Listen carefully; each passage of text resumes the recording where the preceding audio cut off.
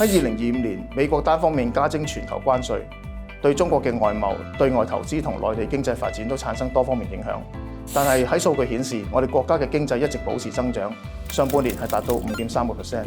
喺各方壓力之中咧，維持住一個穩定嘅增長動力。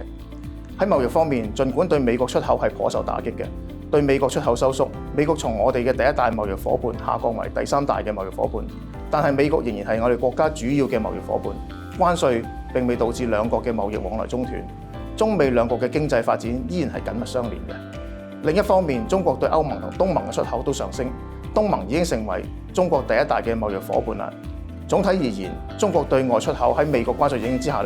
未見受到重大打擊嘅。今年以嚟，我哋國家嘅出口重點已經從簡單嘅工農業產品升級成為高技術、高價值嘅商業出口，未來係大有前景嘅。